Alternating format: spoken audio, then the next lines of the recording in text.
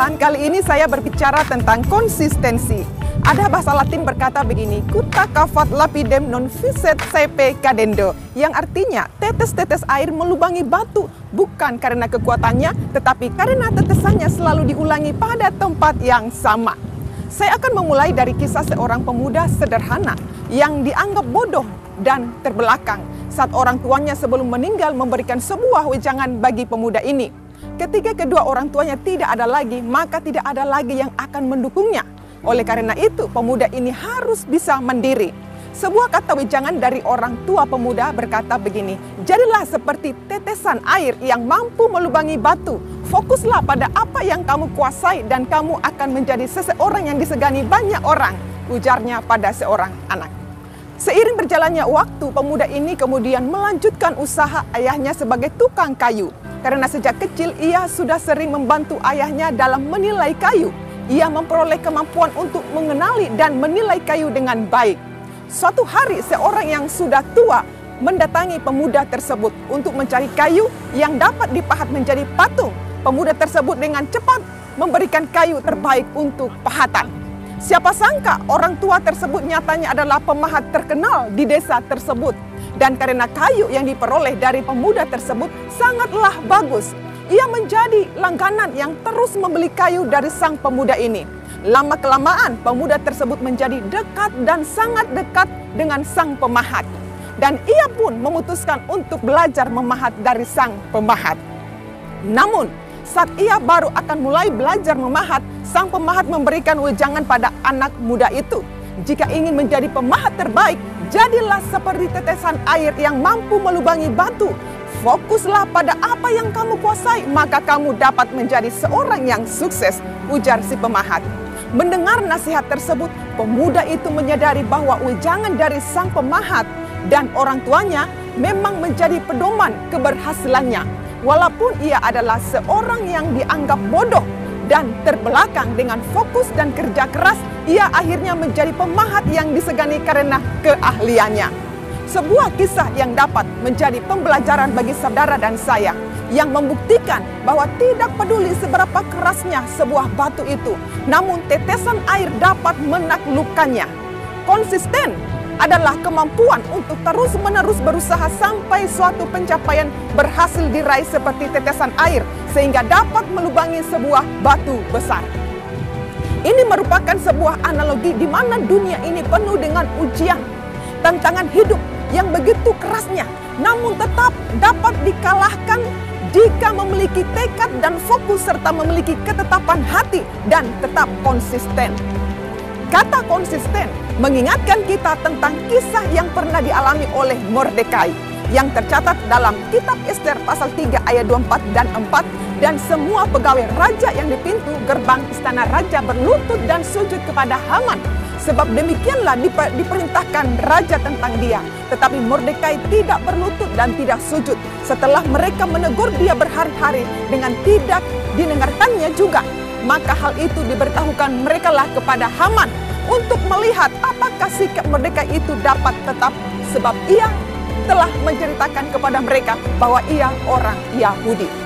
Konsistensi artinya ketetapan dan kemantapan dalam bertindak, atau taat, setia, dan berpegang pada prinsip yang diyakini benar.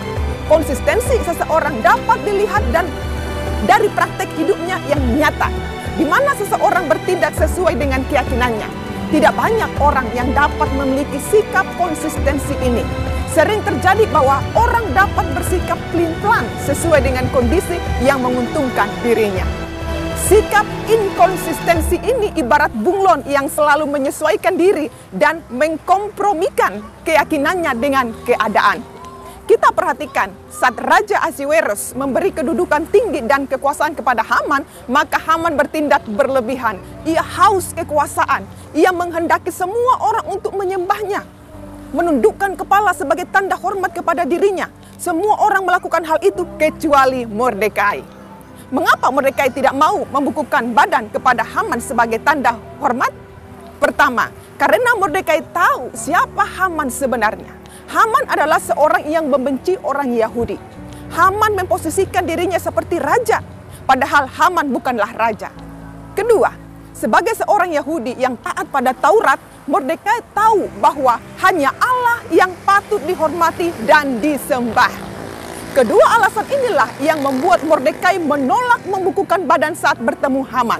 Sekalipun sudah berkali-kali diperingati, Mordekai tetap mempertahankan sikapnya, menolak untuk menyembah Haman. Sikap konsistensi Mordekai di kemudian hari terbukti. Haman ternyata berniat mencelakakan semua orang Israel karena sikap Mordekai. Singkat cerita, Mordekai sendiri pada akhirnya memperoleh kedudukan tinggi, sedangkan Haman dihukum mati bersama seluruh keluarganya. Sahabat setia Tuhan, pelajaran penting dari cerita ini dan analogi tadi dapat meneguhkan iman percaya kita, bahwa hanya orang yang sungguh-sungguh percaya pada Tuhan yang dapat bersikap konsisten. Konsistensi adalah sikap yang diajarkan Alkitab, Wahyu 2 ayat 10 bagian C. Hendaklah engkau setia sampai mati. Ini adalah sikap konsisten. Kita setia bukan hanya saat banyak berkat, sukses, sehat, atau beruntung. Tetapi dalam keadaan paling malang pun, kita tetap setia. Itulah konsistensi. Amin. Konsistensi akan membawa kita pada suatu sikap yang taat kepada kebenaran. Apapun situasi yang dihadapi, apapun resikonya tidak akan menggoyangkan sikap konsistensi itu sendiri. Konsistensi yang berdasarkan pada kebenaran pada akhirnya tetap akan memunculkan kebenaran itu sendiri. Mordekai memiliki sikap konsistensi pada kebenaran.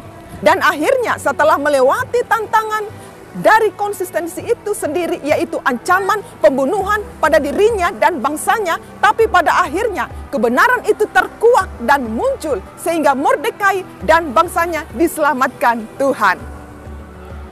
Tetesan air yang tidak memiliki kekuatan untuk menghancurkan batu, tapi karena konsistensi tetesan air ke batu yang keras, akhirnya lubang juga. Hati yang keras, pergumulan yang keras, masalah yang keras akan menjadi luluh ketika saudara secara konsisten berdoa kepada Tuhan.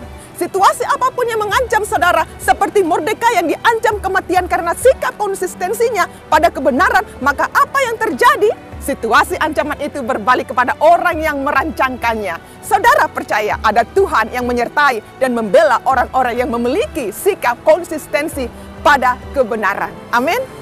Hanya orang yang mempercayai Tuhan dengan segenap hati akan dapat bertahan dalam sikap konsisten dan kesetiaan. Puji Tuhan. Tetap semangat, tetap konsisten, tetap setia. Tuhan Yesus memberkati.